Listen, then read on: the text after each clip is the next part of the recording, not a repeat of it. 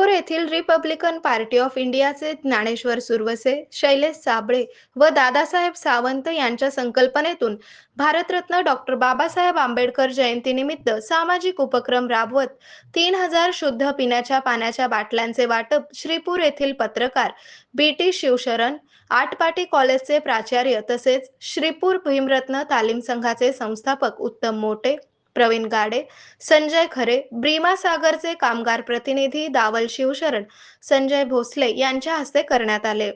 श्रीपूरमध्ये 23 April रोजी doctor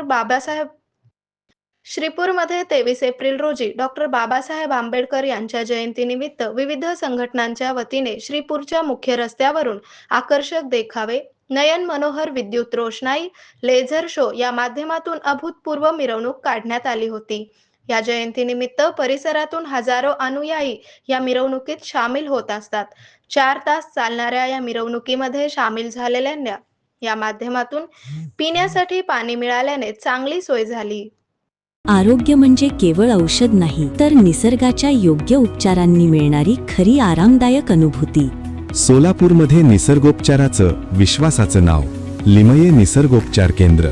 इथे उपलब्ध आहेत विना औषध उपचार पद्धती, ॲक्युप्रेशर, ॲक्युपंक्चर, कपिंग आणि मसाज थेरपी. सर्व प्रकारच्या आजारांवर निसर्गाच्या माध्यमातून